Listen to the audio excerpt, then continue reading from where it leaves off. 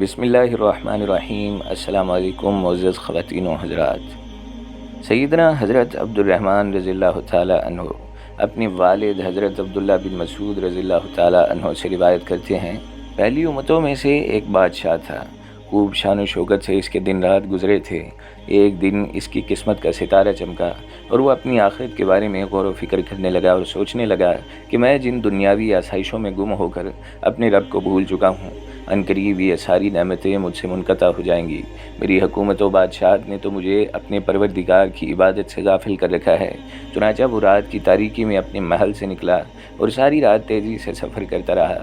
جب صبح ہوئی تو اپنے ملک کی سرحد عبور کر چکا تھا۔ اس نے ساحل سمندر کا رخ کیا اور وہیں رہنے لگا۔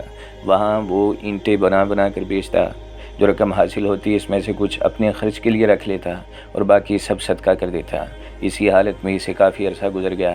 بالآخر اس کی خبر اس ملک کے بادشاہ کو ہوئی تو اس بادشاہ نے پیغام بھیجا، مجھ سے آ کر ملو، لیکن اس نے انکار کر دیا اور بادشاہ کے پاس نہ گیا۔ بادشاہ نے پھر اپنا قاصد بھیجا اور اسے اپنے پاس بلوایا۔ اس نے پھر انکار کر دیا اور کہا، بادشاہ کو مجھ سے کیا غرض اور مجھے بادشاہ سے کیا کام کہ میں اس کے پاس جاؤں۔ جب بادشاہ کو یہ بتایا گیا تو وہ خود گھوڑے پر سوار ہو کر ساحل سمندر پر آیا۔ جب اس شخص نے دیکھا کہ بادشاہ میری طرف آ رہا ہے تو اس نے ایک طرف دوڑ لگا دی۔ بادشاہ نے جب اسے بھاگتے دیکھا تو وہ بھی اس کے پیچھے پیچھے بھاگنے لگا، لیکن وہ بادشاہ کی نظروں سے اوجھل ہو گیا۔ جب بادشاہ اسے نہ ڈھونڈ سکا تو بلند آواز سے کہا، اے اللہ کے بندے، میں تجھ سے کچھ نہیں کہوں گا، تو مجھ سے خوف زدہ نہ ہو، میں تجھ سے ملاقات کرنا چاہتا ہوں۔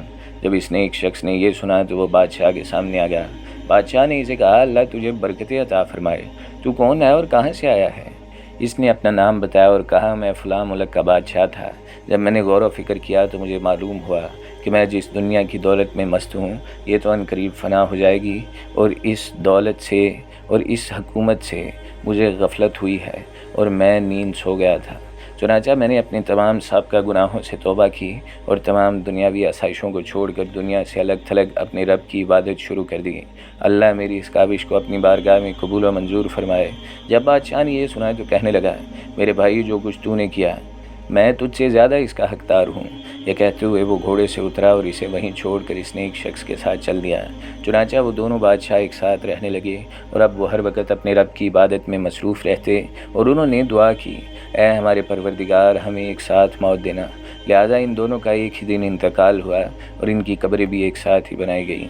یہ حقائق نقل کرنے کے بعد حضرت سیدنا عبداللہ بن مسعود رضی اللہ تعالیٰ عنہ فرماتے ہیں کہ اگر میں مصر میں ہوتا تو ان کی قبروں کی جو نشانیاں ہمیں اللہ کے محبوب صلی اللہ علیہ وآلہ وسلم نے بتائی ہیں، میں ان کی وجہ سے انہیں ضرور پہچان لیتا اور تمہیں وہ قبریں ضرور دکھاتا۔ ایک اور واقعہ نقل کیا گیا کہ فضل بن ربی کا بیان ہے، میں ایک مرتبہ سفر حج میں خلیفہ ہارون الرشید رحمۃ اللہ تعالیٰ علیہ کے ساتھ تھا۔ واپسی پر جب ہمارا گزر کوفہ سے ہوا تو دیکھا کہ حضرت سیدنا بہلول دانا رحمۃ اللہ علیہ ایک جگہ کھڑے ہیں اور بہت بلند آواز سے چیخ رہے ہیں۔ میں نے ان سے کہا، خاموش ہو جائیے، خلیفۃ المسلمین رحمۃ اللہ علیہ تشریف لا رہے ہیں۔ یہ سن کر وہ خاموش ہو گئے۔ پھر جب خلیفہ ہارون الرشید کی سواری قریب آئی تو آپ رحمۃ اللہ تعالیٰ علیہ نے زور سے کہا، اے امیر المومنین، میری بات سنیے۔ خلیفہ نے آپ رحمۃ اللہ تعالیٰ علیہ کی آواز سنی تو رک گئے۔ بادشاہ نے حضرت بہلول دانا سے کہا کہ مجھے کوئی نصیحت فرمائیے۔ اے بہلول دانا، نصیحت فرما دیجیے۔ چنانچہ انہوں نے یہ دو عربی اشعار پڑھے جن کا مفہوم یہ ہے کہ بالفرض اگر تجھے ساری دنیا کی حکومت مل جائے اور تمام لوگ تیرے امتی یعنی فرما بردار بن جائیں، پھر بھی کیا تیرا آخری ٹھکانہ تنگ و تاریک قبر نہیں؟ یعنی تیرے مرنے کے بعد لوگ باری باری تجھ پر مٹی ڈالیں گے۔ یہ سن کر خلیفہ ہارون الرشید رحمۃ اللہ تعالیٰ علیہ نے کہا، اے بہلول، آپ نے حق بات کو پہچان لیا، مجھے کچھ اور نصیحت فرمائیے۔ آپ رحمۃ اللہ تعالیٰ علیہ نے فرمایا، اے امیر المومنین، اللہ نے جس کو حسن و جمال اور مال دیا، پھر اس نے اپنے آپ کو گناہوں سے محفوظ رکھا اور اپنے مال کو اللہ کی راہ میں خرچ کیا تو اس کا نام نیک لوگوں میں لکھ دیا جاتا ہے۔ فضل بن ربی کا بیان ہے، یہ گفتگو سن کر خلیفہ ہارون الرشید رحمۃ اللہ تعالیٰ علیہ سمجھے کہ شاید یہ کچھ مال وغیرہ طلب کر رہے ہیں، لہذا ان سے کہنے لگے، اے بہلول، اگر آپ پر کسی کا قرض وغیرہ ہو تو میں ادا کر دوں گا۔ تو انہوں نے فرمایا، اے امیر المومنین، ایسا ہرگز نہ کرنا، تو قرض کو قرض کے بدلے ادا کرنا چاہتا ہے، جا کر حق داروں کو ان کا حق ادا کر اور پہلے اپنے نفس کا قرض اتار۔ بے شک تیرے پاس ایک ہی زندگی ہے، جب تو مر جائے گا تو پھر دوبارہ دنیا میں نہ بھیجا جائے گا۔ پھر امیر المومنین رحمۃ اللہ تعالیٰ علیہ نے کہا، اے بہلول، میں آپ کے لیے کچھ وظیفہ مقرر کرنا چاہتا ہوں۔ تو آپ رحمۃ اللہ تعالیٰ علیہ نے فرمایا، اے امیر المومنین، ایسا ہرگز نہ کرنا، مجھے میرا اجر وہی پروردگار دے گا جو تجھے نوازتا ہے۔ ایسا ہرگز نہیں ہو سکتا کہ میرا پروردگار تجھے تو رزق دے اور مجھے میرے رزق سے محروم رکھے۔ اتنا کہنے کے بعد آپ رحمۃ اللہ تعالیٰ علیہ یہ اشعار پڑھتے ہوئے واپس لوٹ گئے کہ میں نے اللہ پر بھروسہ کیا اور میں اس کے سوا کسی اور سے امید نہیں رکھتا۔ لوگوں کے پاس رزق نہیں بلکہ رزق کے خزانے تو اللہ ہی کے پاس ہیں۔ عزیز خواتین و حضرات، بہت سے ایسے گناہ اور جرائم ہوتے ہیں جن میں لوگوں کو کوئی روکنے والا نہیں ہوتا۔ ایسے میں صرف اللہ کا خوف ہی ہے جو انسانوں کو گناہوں سے روکے رکھتا ہے، اور وہ نہ صرف نیک و کار بنے رہتے ہیں بلکہ اچھے شہری بھی۔ پھر ایمان کے بعد انسان کی زندگی سنوارنے اور اسے فلاح کے مقام تک پہنچنے میں کوئی نہیں روک سکتا، کیونکہ سب سے اہم اللہ تعالیٰ کا خوف اور آخرت کی فکر ہے۔ اس لیے رسول اکرم صلی اللہ علیہ وآلہ وسلم نے مسلمانوں میں ان دو خواص کو پیدا کرنے کی خاص کوشش فرمائی۔ کبھی اس خوف و فکر کے فوائد اور فضائل بیان کیے، اور کبھی اللہ پاک کے قہر و جلال اور آخرت کے ان سخت احوال کو یاد دلایا جن کی یاد سے دلوں میں یہ دونوں کیفیات پیدا ہوتی ہیں۔ رسول اللہ صلی اللہ تعالیٰ علیہ وآلہ وسلم کی محافل میں جب صحابہ کرام رضوان اللہ اجمعین آخرت، دوزخ اور جنت سے متعلق حضور صلی اللہ علیہ وآلہ وسلم کے ارشادات عالیہ سنتے تو ان کا یہ حال ہو جاتا کہ جیسے جنت و دوزخ ان کی نگاہوں کے سامنے ہے۔ حضرت ابو ذر غفاری رضی اللہ تعالیٰ عنہ سے روایت ہے کہ رسول اللہ صلی اللہ تعالیٰ علیہ وآلہ وسلم نے ارشاد فرمایا کہ میں غیب کی وہ چیزیں دیکھتا ہوں جو تم نہیں دیکھتے، اور وہ آوازیں سنتا ہوں جو تم نہیں سنتے۔ آسمان چرچرا رہا ہے اور حق ہے کہ وہ چرچرائے۔ قسم ہے اس رب ذوالجلال کی جس کے قبضے میں میری جان ہے، آسمان میں 4 انگلی جگہ بھی نہیں ہے جہاں کوئی نہ کوئی فرشتہ اللہ کے حضور میں اپنا ماتھا رکھے سجدے میں نہ پڑا ہو۔ اگر تم وہ باتیں جانتے جو میں جانتا ہوں تو تم بہت کم ہنستے اور بہت زیادہ روتے، اور بستروں پر بیویوں سے کبھی لطف اندوز نہ ہو سکتے، اور اللہ سے نالاؤں فریاد اور گریہ وزاری کرتے ہوئے بیابانوں اور جنگلوں کی طرف نکل جاتے۔ اس حدیث کو نقل کر کے ابو ذر غفاری رضی اللہ تعالیٰ عنہ فرماتے ہیں کہ کاش میں ایک درخت ہوتا جو کاٹ دیا جاتا۔ حضرت ابی بن کعب رضی اللہ تعالیٰ عنہ سے روایت ہے کہ رسول اللہ صلی اللہ تعالیٰ علیہ وآلہ وسلم کا معمول تھا کہ جب 2/3 رات گزر جاتی تو آپ صلی اللہ علیہ وآلہ وسلم اٹھتے اور فرماتے کہ اے لوگو، اللہ کو یاد کرو، اللہ کو یاد کرو، قریب آ گیا ہے ہلا دینے والا قیامت کا زلزلہ، اور اس کے پیچھے آ رہا ہے دوسرا، موت ان سب احوال کو ساتھ لے کر سر پر آ چکی ہے جو اس کے ساتھ آتے ہیں، موت اپنے مذہبی رات کے ساتھ سر پر آ چکی ہے۔